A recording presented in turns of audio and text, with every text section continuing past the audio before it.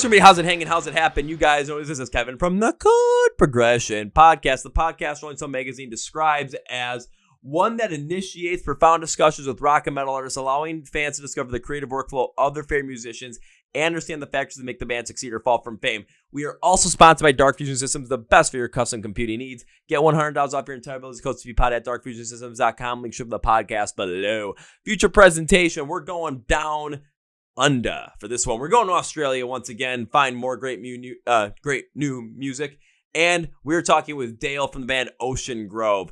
They've got a brand new called Oddworld, which came out right at the end of 2024. It's out now for you guys to go check out. We not only talk about the creation process of this album and why it's like a brand new, no holding back and can't really, worry about failing album, especially after the band released Flip Phone Fantasy in 2020, a week before the pandemic shutdown hit, and then writing Up in the Air Forever in 2022 away from everybody. We see how the band wrote this album, how former members of the band really worked on this album as well to help out, how that innate investment from every single member helped amplify this, and the one song that both Dale and I agree on will get you feeling good in the fun parts. Tingles in the fun parts. I think that's how I put it, but you'll see what I mean. You guys ready? Let's go! Yeah.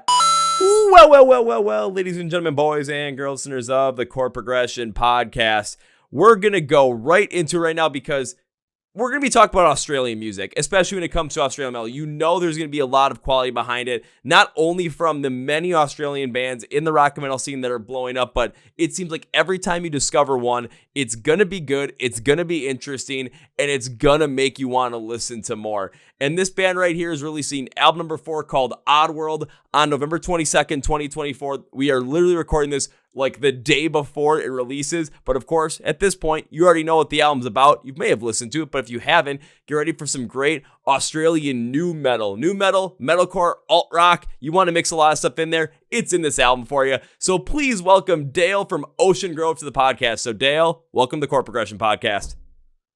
Thank you, Kevin. Thanks for having me. It's great to be here. It is great to have you here, especially when it looks to you on a sunny day, me on a very gloomy night already over here as we are on complete opposite sides of the world. But dude, how you doing today right now? I mean, I know we're recording this right before the album drops, but just by the time people are going to hear this, the album's going to be out. But like, where you at right now, man? How you feeling?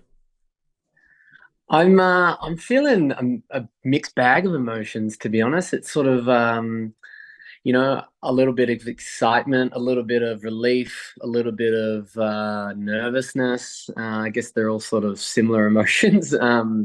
But, it's been such a long time coming with this album and kind of 2 years in the making. It's really felt like there's been so many steps on the journey to get to this point that that right now it feels a little surreal that it's kind of only a day away and everything that we've been working on is finally going to be revealed in less than 24 hours. So I'm just excited for everyone to hear it. I think it's, this is an album that really captures so much of what we're about and where we are, heading as a band. That it's been nice to sort of tease people with the few singles and kind of get a little bit of the idea out there, but I think once the album's out, it's going to really paint the true picture and the bigger picture of what we've done here and sort of where we're heading. And I think on a sort of a global scale, really excited for everyone to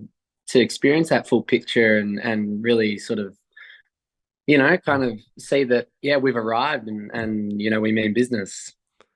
I'll say, Dale, that was probably like the PR, like this is what it's about, this is where we're at type answer. Of course, for me, I'm going to want to take that and dive much further into it as well. Give it a little Easter egg and a little bit of a teaser, everybody. Yes, the singles were out. Yes, you could have gone listen to them. Of course, you can listen to the whole thing right now. But the best part about it is, in my opinion, there are some songs that were yet to be released that end up being the best on the album overall. So even if you had heard the singles, there's going to be some songs where you're like, ooh, this is even better. So maybe that brings down some of the nerves for you a little bit, Dale, right before the release of this album. But the one thing I want to break down is because you guys released Up in the Air Forever in 2022, and now you're releasing Oddworld in 2024. And just over the course of those 2 years, You said, you were working through a lot. You were going through a lot of things just, to get to the making of this album. So it seemed like there was a pretty good story behind the process as well that might be leading to some of the nerves that you're feeling going and releasing not only another album, because, releasing a whole album, that is something that always is going to amp up some of the nerves, but maybe there's something else in there too. So I want to hear the story of what it took to get to the release of this album from the previous one. So, and I can set my watch. We got time. I'm ready to roll. What you got for me? Yeah, nice. Well, basically to paint the picture, coming out the back of 2022, releasing Up in the Air Forever, that was essentially a second record in a row that we'd released without basically without playing any live shows, because back in 2020 when we released our second album, Flip Phone Fantasy, that came out a week before the world went into COVID lockdown, right? Oh, So wow. we'd kind of come from releasing our debut album in 2017, and then sort of touring internationally off the back of that, and then we went through a live member change. So our frontman vocalist Luke took a step aside, and I stepped up to be sort of frontman vocalist at that point, sort of 2018, 2019. And so the 2020 album, that was very much our first time to kind of reestablish our sound with this new lineup with me as the vocalist, and sort of kind of really find our identity again. And releasing it just before lockdown, it just meant that not only were all sort of touring plans kind of scrapped, but it really prevented us from kind of sort of sustaining all that momentum that we had like really put a lot of hard work and time into kind of cultivating, bringing Twiggy, our current bassist, we brought him in at the same time, and it was just this full evolution of the band in terms of members and sound and everything. And so that was a massive blow to the system, to not be able to take that album and tour it around the world. And so we were sitting at home looking around being like, shit, what do we do? Like this sucks.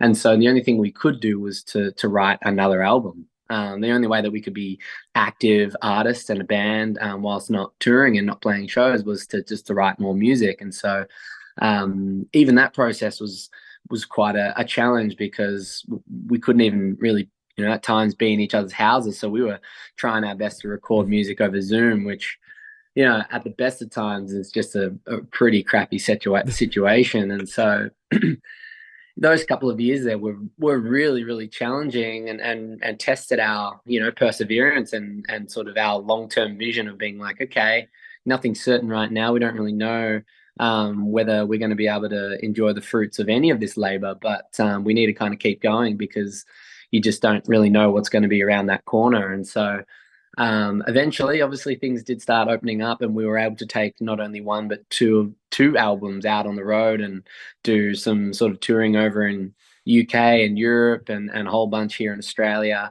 And it was really great for the first time to actually connect with a whole bunch of new fans, and so many people that had connected with these two albums over those couple of years, and get an idea of sort of like where we stood in terms of how's a lot of this music translated, and how are people feeling about it, and even for ourselves to get up on stage and sort of realize like what feels good, what doesn't, and that's really that's been kind of the foundation that led us into the recording of this album. And I think a big part of it was, I touched on, was this sort of realization of what were the sounds that were kind of working and translating, and that we were enjoying to perform most, and what was connecting most with our sort of crowds and our fan base.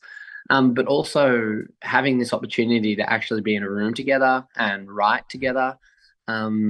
It was as though we had this realization that what we had to do when it came to this album was to come together in a way that we haven't in a long time, and to write music that we haven't necessarily written in a while as well. And so it was kind of a beautiful sort of full circle moment where, so Luke, who was our frontman vocalist since the start of the band right up until sort of 2018, and as well as Matthew Cott, aka Running Touch.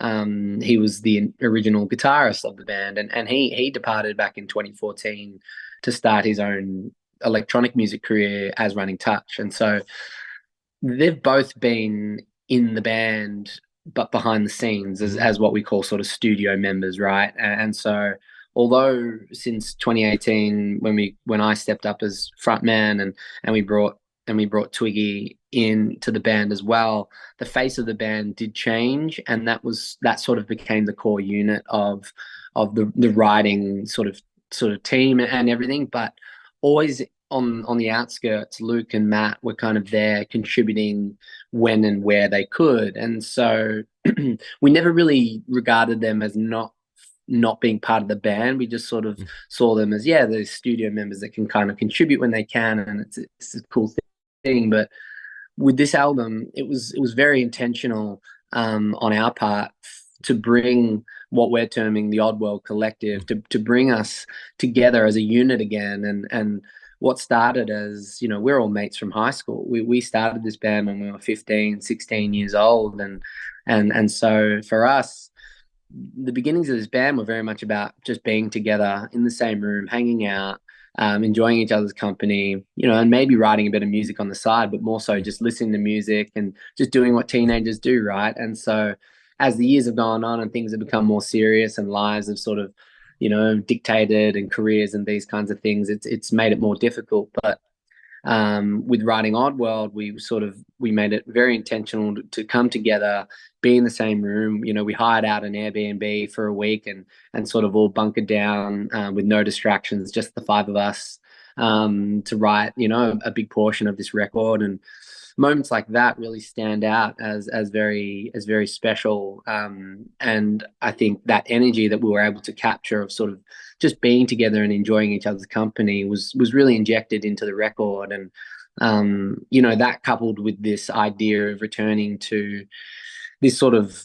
returning to our roots, as it were, the sound that we kind of began with and very much that formed the sort of initial, like on our debut record, some of these initial sort of sounds that people came to identify with Ocean Grove. It was like, okay, we've gone off and experimented and really gone into a lot of different areas genre-wise with these last few records. But now it feels like the perfect time to bring that all back to its sort of home and to all be together and work on a record that feels very familiar, that feels very at the core of what Ocean Grove is. And I guess in a nutshell, the reason why I'm sort of nervous is that like this feels like it's a big move on our part, and it feels like an unexpected one. And I think we've invested just our heart and soul into this. And I guess you always do hope and pray that, this might be the moment where, the sort of the ember catches fire and it really sort of takes off. And you always hope for that. But something inside me sort of makes me think that maybe with this record, we have more of a chance than ever. What I was picking up throughout that whole entire story was, one, when I asked you to go through the whole entire story of like what happened last year and why you were nervous going to this album, my God, Dale, did you just give me more than I could ever want or ever imagine? So thank you for very much doing that. And now I get a much further understanding, too, of potentially where some of those nerves are coming from, especially going into this. Again, releasing Flip Phone Fantasy in 2020. Now you're working with new music and you have some members that are, just based on lives, even though you guys are still really tight and they become more studio members, kind of leaving more of the forefront of what the band is with Ocean Grove. But then a worldwide pandemic happens and that completely changes the game, not only for you guys, but changes the game for every musician and literally every person across the world. So once you guys got to Up in the Air Forever, having to create that via Zoom, not really being able to, or maybe over online, not really being able to create in the same way you were normally doing, and not being able to go out and play Flip Phone Fantasy live, you were dealing with a different mindset, a different idea, different inspirations for songs, and different inspirations for sound. So when coming up with those ideas, there may have been subtle differences, subtle different ideas that you wanted to try. So when you finally got to play those two albums live, you got to see the reaction to what Flip Phone Fantasy was and what the creation process that Up in the Air Forever created in terms of not only connecting with fans, but connecting with you guys as artists as well and as musicians, whether it's at the forefront of the band right now or people that used to be in the band, not really the band anymore, but are the studio back, really still helping out in the writing process. So coming together, especially for Oddworld, and writing it, all together, Airbnb, just like you did back in the day with, especially like what you started out with, maybe with the Rhapsody tapes, or even beyond that, going first into where the origins of the band came from. There is so much more there that everyone has experienced. So you're bringing in all these new different ideas, these new different influences, and these new different things that you want to try based off of what you've seen over the last two albums and the reception to those from yourselves and from people outside of the band. Beyond that, though, now you're doing it in a way that is the original way that you want to do it, all together, working together, not going out and trying to do something too crazy with that, or going and doing it via transfer files or Zoom or, like a Dropbox, whatever it might be. WeTransfer. So there's definitely, I can understand the nerve of like, this is all you guys together again, but it's in a whole different ballgame compared to even where it was 5 years ago. So what's the take going to be like? What are people going to take to this? How are they going to listen to this? And is this something that's really going to hit with people? Which of course we hope it does. I hope it does too. So I understand where some of those nerves are coming in, and I think it's important for people to understand where those nerves are coming in and understand the story so that when we listen to these songs on Oddworld, we can really get a further appreciation for not only where they're coming from, but maybe where some of these newer ideas stem from, where we are enjoying them, and how they all play together on this whole entire album experience. Yeah, man, that's a really great summary. I mean, it's I think it's important to maybe first kick off in describing the recording situation, and that is, with Sam, with Sam, our drummer, at the epicenter of what we do. So he's essentially recorded, mixed, mastered, the works on every release that we've done since Black Label, since 2015. So almost 10 years we've been working with the same producer, and he so happens to be the drummer in our band. And he not only plays drums, but he plays and he writes guitar, and he's really sort of a big contributor when it comes to melody, vocal wise. And pretty much maybe the only thing that he doesn't really contribute on heavily is sort of lyrics, but outside of that, he's sort of a one-man show. And so we're super, super lucky to have him at the core of what we do. And so wherever his home is, he has a home studio set up, and we'll find ourselves there. And so, what always kind of is usually the case is that he'll be tinkering away on a particular song or idea, and we'll sort of come in at any given point and kind of get an update of like what he's been working on, and we might bring our own ideas to the table and so forth. And I think with this record, what really stands out for me is that this active participation from all of us to sort of really, make a concerted effort to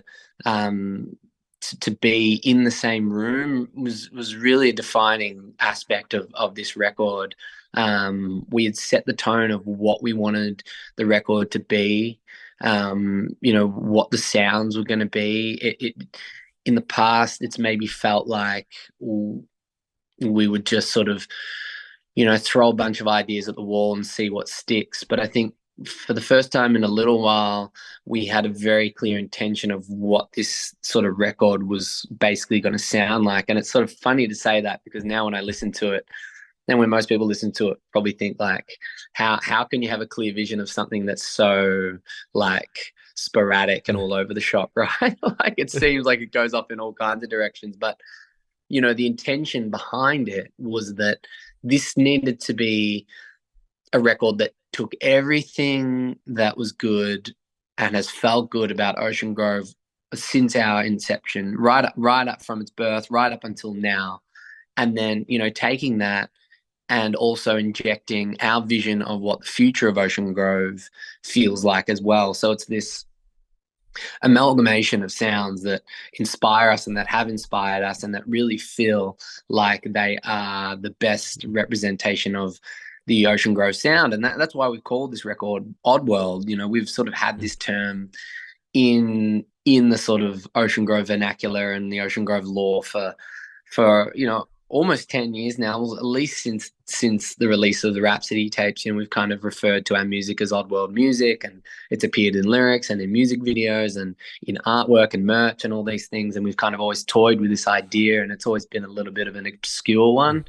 But now we're finally giving our fans a sort of a deeper insight into what Oddworld truly means. And with this record, I think we're doing it justice by sort of being like, okay, like this is as close as you'll get to a self-titled record. This is the definitive Ocean Grove signature sound record, and it's called Oddworld because Ocean Grove is Oddworld and Oddworld is Ocean Grove. And so you know, that was at the core of the intention behind this record. It was like it's got to be, you know, it's going to be heavy, it's going to have that Ocean Grove sort of groove and rhythm that is very much you know, intuitive to us and very much at the core of what we do. And I think it's helped along all the more with Sam, you know, producing the music. I think that's such a key identifier of our music and our sound is his production. It kind of really puts an Ocean Grove sheen over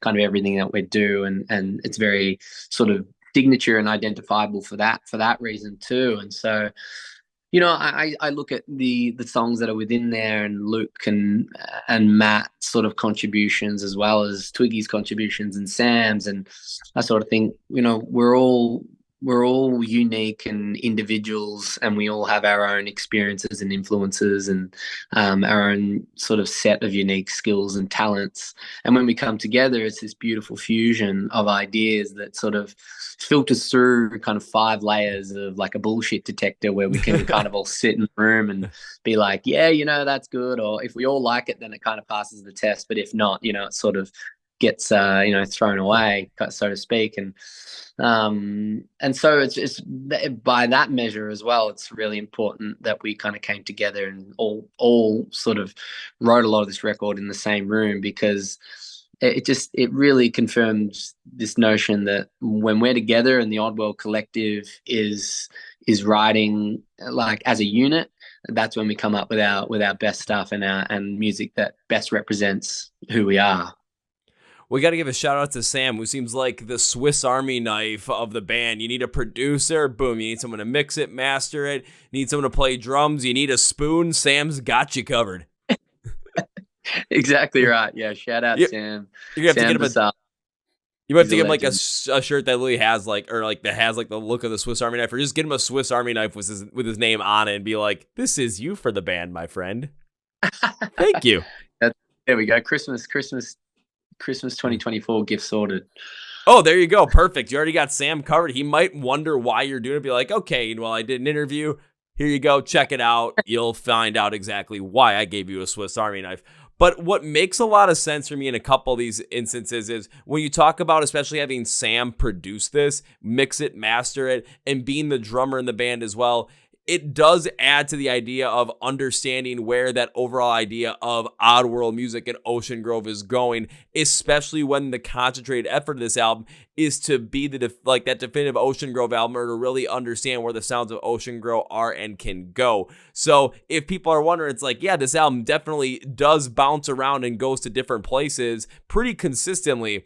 The difference is why can you have a idea that's so narrowed in that's going to go in that direction? Well, you know that you're going through your sound. You know it's expansive, but you know the underlying idea that is Ocean Grove's music, that is the sound that's at the core. So you're going to focus in on that, and that's what we're going to get here. But the beauty of it is you're focusing on what the core is. You're not focusing on a specific overall flow or a specific overall heaviness. You're just going off of what is going to make you guys the music that you want, but also make you guys special. Having Sam in there to produce it has that innate knowledge and has that understanding at a deeper level because he is creating with you. He's on the album, he plays in the band, so there is a different understanding there from a more embedded way. So when it comes to putting that sheen over it, understands it. Now, of course, if you're working with a different producer, someone that's mixing and mastering as well, they might even be able to amplify it too because they'd be bringing other ideas to the table, but then they wouldn't have that embedded knowledge that Sam would have to really maximize this record the way it has been. So when it comes to people, if you're going to have a producer that's more like really in-house or someone that's really further outside of the band, there are positives and negatives to it. Like there are anything you choose in this world. There's always going to be something that is going to be better than that, but there's always something that you're doing right now that's better than something else that you could be doing. It all depends upon what is going to work for you in that instance the best. In this case, what's going to work best for Ocean Grove. And it seems like, especially not only having Sam produce this because he can do this and because he's a part of the band, but because it is something that you, as 5 guys, 3 guys in the band, 2 guys that used to be in the band but now are just more the studio member side of things, creating together, that's what makes Ocean Grove special. And taking away from that would not allow that sheen to be properly placed over this album that goes in many different places, because that's where Ocean Grove can go. Hell yeah. That's it, man. Yeah, it's I think the idea of not recording an album with Sam is like a super daunting one, because I just think it puts us in a place where, I think we would all be so outside of our comfort zone that it would just it wouldn't feel right. And I think maybe in ways that's not the best thing. We've become so accustomed to sort of working with Sam, but in other ways, I think it's I think it's amazing that we've fostered such a great, like, tight little unit, and we are so DIY and so in-house, and that there aren't any outside influences with any of this. We sort of, it's become common practice nowadays. You get to a certain point and all of a sudden, these bigger artists, they've got 5, 10, 15 sort of ghost writers and people in the background that are contributing sort of things, and there's a lot of hands in the sort of process, sort of toying with this idea. And I think the fact that we're able to keep it in-house with Sam, and it's so familiar, and that we have someone at the core of it that's so invested in what we're doing. I can go away and sort of go home for the day, but I know that in the back of my mind, I'm like, it's all good, because Sam's going to be probably up at 3 a.m. tinkering away at some little sample idea or some layer that, like, I'll rock up the next day and it'll be like, hey, check out this. Like, I've been working on this thing, and my ears aren't that tuned to be able to, like, pick up all these tiny little nuances when the full song is playing. But he breaks it down and he sort of, mutes a few things and just shows me that kind of monoed layer. And all of a sudden I'm like, wow, that's genius. Like, how'd you come up with that little bit? And I think that it's those aspects where I think I'm so grateful to have Sam, is because you just know that you're getting so much more for, what you're sort of paying for, I guess, so to speak. It's like he's always going to make sure that we're getting the very best product that we possibly can. And he's always pushing himself, as a producer. Every record he's kind of getting better and developing his skills. And I like to sort of look at our sort of sequence and our discography and go, wow, you can really see how far he's come as a producer, and all that while he's been kind of honing in on his skills, and we get to benefit from that too. It's like, it's not a backwards thing. It's sort of like every time we come into a new album, it's like, okay, well, he's only gotten better. He hasn't gotten worse. So this is probably going to sound better because, A, his producer skills that have developed further, but B, we've all matured as artists, and we've got more life experience, and we've got a bunch more touring and feedback to draw from, and all these things that give it another 1 or 2 years further down the track. It just feels like a stronger position to be in, and honestly, the writing and recording of this album, it feels like the most sort of headstrong, confident position that the band has been in almost ever. It really, it's sort of like, it's the fearlessness and the sort of gung ho, like, nothing to lose attitude that we sort of had in the early days.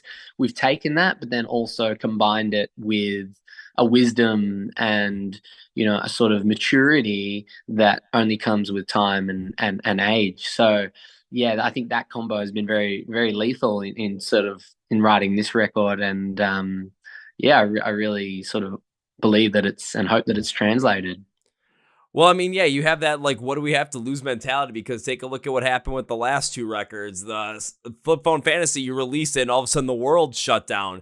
And Up in the Air Forever, you had to record that in a completely different way. So what do you have to lose at this point? And that having that mentality definitely stands out for a lot of bands, especially when you think about bands when they come out, and why is like their first album usually like a pretty good one, or why is their second album a pretty good one as well? It's because they're going in that with like what we have to lose mentality, and they're going in there with this genuine want to just continue to go forward, and the ideas that the other parts of the industry that can have that creep in when it comes to a bunch of other like, I'm trying to think of a good way to put it, like money or anything really else, can really turn into something different. So different ideas, different motivations can really change that. But having that mentality, and not only that, but having the investment personally from a producer like Sam to really dive in there, really get deeper in there, absolutely stands out for even more of a positive, because he has the investment to want to maybe try an idea that he has at 3 a.m. to see where it can build. But also the comfort and trust that you guys have with each other stands out here as well, to not only create the sound that is Ocean Grove, but to be able to expand on it further, because you guys all have the trust in Sam, where if he has an idea maybe at 3 a.m, he might just go on and go off on it, and you might have something completely and utterly insane that you're going to be looking at come the morning. They have trust in you as well. Maybe when it comes to lyric writing, all of a sudden you get an idea one day, middle of the day, or all of a sudden late at night, that's going to work with an idea that someone else is working on. Now you maximize out on that, and you have the comfort in that trust. Maybe Twiggy comes up with a certain line or a certain like riff line, whatever it might be, that's like, holy shit, this is really cool. I want to see where this is going to go. So you just have the comfort and trust that people are not only invested in it, want to be there, but you know that they have that investment, that the sound is at the core. They want to do this, and they also have that, what do we have to lose mentality? If this doesn't work out, you know what? Maybe we're just nowhere different than where we are right now. But if everything does work out, woo! Now we're going over and touring over in Europe and the US pretty consistently. Yeah, that's it. And I think that's just like, it's a really, that's the part of me that it goes back to, those feelings of nerves. It's just like, I think once we finished this record and it was sort of in our hands, and we were able to sort of sit back and kind of take it all in, the overwhelming feeling for me was that everything may and will change the moment that this album releases, and for better or worse. There's no way of knowing exactly how that's going to be, but I just knew that it had that potential to really, shake things up at the core of Ocean Grove, and really, sort of, yeah, light a fire under the trajectory of this band. And all the way along, like, our intention has been to sort of grow this band to a scale where we can take this sound to on a worldwide scale, and take it to some, hopefully massive stages around the world, and really show the world what we're capable of, and what this Oddworld sound is capable of. And I think the only way that we could have gotten to this point, and had written this record, was to sort of have that understanding that, like, we're not getting any younger. Like, if anything, that as you said, the last couple of years has shown us is that nothing is certain, and that tomorrow may never come, and all these things. And it's just like, well, with that in mind, like, the only thing that we can do right now is like create something that's hopefully groundbreaking, that's like inventive, that's unique, and give it our all, and put all our passion and energy and love, blood, sweat, and tears into it. And beyond that point, once it's in the universe, it's sort of out of our hands. But I think it's been really nice to sort of collectively just go with that approach of kind of an all or nothing.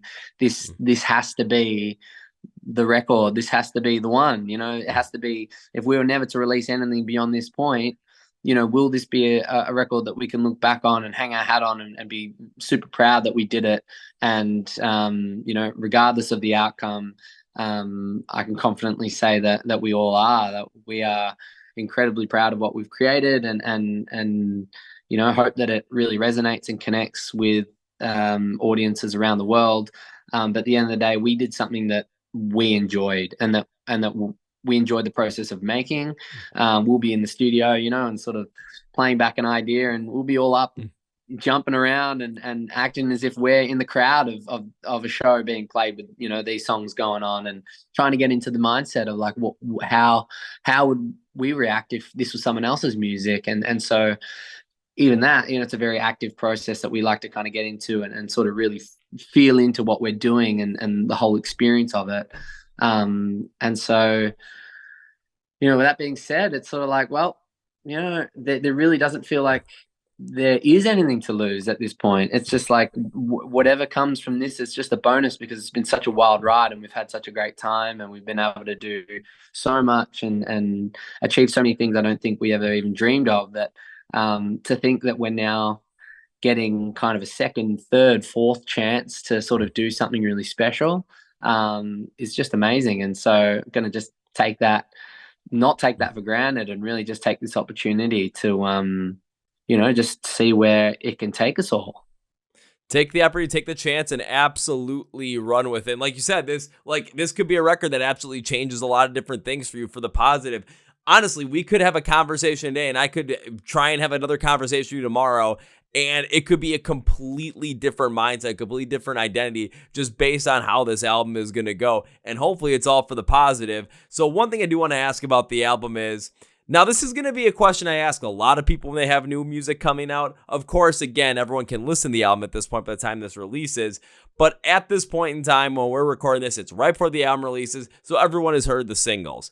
But not many people have heard the rest of the album as well. So Dale, I'm going to ask you a specific question. And it's not what your favorite song on the record is, because you're an artist, you created these songs. That's like picking a favorite child. What I am going to ask you, though, is what song on the album are you most excited for people to hear, or are you most excited, or I should say most nervous for people to hear as well? I reckon that would have to be a song called Stunner. I think that is a track that we definitely at many moments toyed with the idea of it being a single, and held off because we felt that it would serve its purpose, I think, better being placed in the album experience rather than, sort of as a single, and keeping that surprise, and at least one, if not hopefully more surprises for fans as they listen through, because, this has been a really solid album campaign that we've done, with Sharp Tone Records, like, 4 singles, 4 music videos, and kind of have really given quite a decent display of sort of what to expect on the record of, only 10 songs. So it's a fair portion, right? So it's sort of, I think it was important for us to not give too much, too much further away.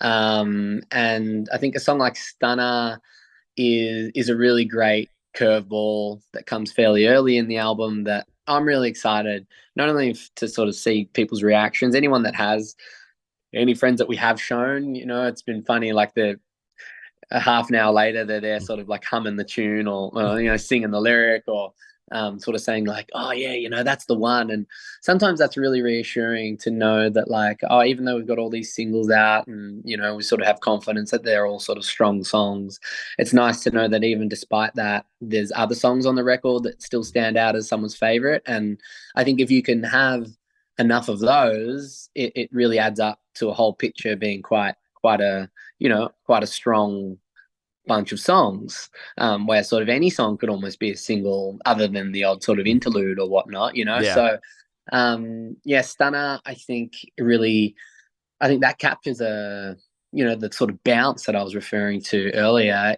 It captures that in a way that almost more than any other song does, and I'm really, really excited to see how that translates in a live setting. Just sort of walking out to a festival somewhere and having that initial sort of, bass line come in, and the anticipation that it sort of builds, and then just erupting into sort of the chorus line, and the bounce of that is just it brings forth a really, really fun image. And that was one of those songs that we found ourselves in the studio, just like without even trying. It was just bringing it out of us, being like, wow, this is really the perfect tempo to jump to. And you can just imagine being in the mosh pit and having fun with this one. So I think that song definitely stands out as a track that I'm excited for people to hear, and that's a song that Running Touch has definitely laid his kind of flavor on. So his voice is the voice you hear in that sort of intro and verse section. Okay. Which is nice. We've sort of had him appear on other tracks vocally and instrumentally, but vocally for a few years since he sort of departed the live band. Thunderdome featuring Running Touch, for instance, is a very clear example, but this is another example where you can kind of see that, like, oh, okay, like this is a Running Touch sort of tinged song again, and then mixed with just sort of the current Ocean Grove and the current Sam production and all those other elements that come in to sort of just give it that extra weightiness. And so, yeah, really pumped for that one, man. Well, when I was thinking about like what song you're going to pick, there was one that was in my head that I'm like, if you're going to be excited about this one, please, please, please have it be the one I'm thinking of. And the one I was thinking of was absolutely stunner, because right away I had to go and take a look at my overall notes on the song, because I always take notes about like what I thought about the song, about each different piece. And I always put together like a synopsis at the end of it. And I got to read verbatim what I wrote. And I put, overall, this might be the most inventive song from Ocean Grove on this album, but it is easily the best one. The use of the freeform consistency that jazz has to build a backbone to the song is a lot different, but the vocal build from whisper to clean and more flowing metal makes the song sexy and mysterious without blowing that cover. The bridge going with more of a from ashes to new style aggressiveness into a consistent breakdown that is similar to the chorus, but a little more aggressive, is a great way to go and create a song that not only tingles you in the fun places, but keeps you intrigued all the way throughout. Amazing. I love that. That might be the first time I've ever put a synopsis song that says tingles you in the fun places. I'm going to use that. Yeah, tingles you in the fun places. I think that's that's a perfect summary. Yeah, so like, because I remember that was the one that I kept wanting to go back to and listen to again and again. Even today, before we got onto this call, like I just was listening to it again and again, because I'm like, that's the one that I always was drawn back to. The groove of it was always what I was drawn back to. And I believe what I said, most inventive song you put on this record, it definitely stands out that way. But by going that inventive and really trying something different for this one, it stood out to be everything that you needed to be for this song. That is unique, that is Ocean Grove, that still has that sheen over it, but goes in a way that I was not expecting right from the get-go. But again, tingles you in all the fun places once you're done listening to it. I love that. I'm glad that we really synced up on that question and answer. That was perfect. It was a beautiful moment right then and there, and I hope everyone goes and not only checks out every single song that is on Oddworld, because it is out right now by the time you listen to this episode. So go and check it out, but make sure that when you get to that song specifically, do not freak out, because trust me, it's going to be one that you're definitely going to want to get into. And Dale, before we wrap this episode up, there's always one question I love to ask every single artist I bring on this podcast.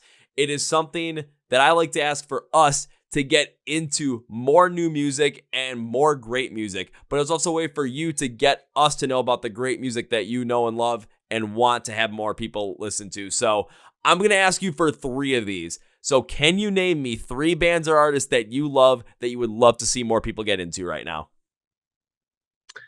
Definitely. We've got our good friends over here in Australia that are just going from strength to strength.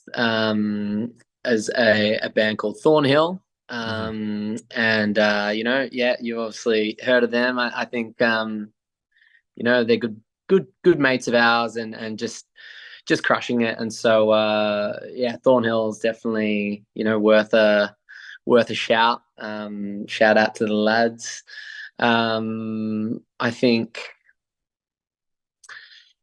in sort of just still thinking in our kind of heavy world here in Australia, there's so much great music coming out right now, and so many bands doing amazing things. But one band that I just saw over the weekend that kind of isn't in the heavy world, that is sort of, it's almost like disco, funk, jazz fusion. They're a band called Wildlife, and they've just like quickly become one of my favorite bands. And I know it sort of doesn't really count in an arena like this, but I'm always quick to kind of give them a shout out, because I just think I saw them on the weekend and I was left like going like, was that just one of the best sets I think I've seen in my entire life? Just like flawless, and just a real fun vibe. And that's kind of like, I guess, a taste of me and all of us, is that just we're not necessarily always just tapped into the heavy world. I think we really like to sort of be immersed in a bunch of different worlds, and that's where we gain our sort of influences and these different inspirations to kind of do cool and experimental shit with our music, is going to these different styles of shows and sort of seeing what are other people doing, what's on offer, and then maybe third in a different area again. I'd just have to shout out my boy, Runny Touch. He's also got another project called Adult Art Club, which is like really sort of dark, heavy electronic. Like it's sort of, I don't know exactly how to describe it, but it's like it's dark and grimy, and it's late night sort of club music sort of thing, and so that that's a kind of cool array of a few artists in my world that I think are all doing really cool stuff, all different sounds, but all worthy of a check out. So Thornhill, Wildlife, Adult Art Club, go have fun. Perfect way to put that. You've got a band that, a lot of us might know, but should definitely continue to check out. And then two that, maybe we haven't heard, maybe outside of the realm of, the heavier side of music, but that's the beauty of it. That's where we find even further influence. And that's where you get songs like Stunner that have the sexy, jazzy, but also heavy feel to it that tingle you in all the fun places.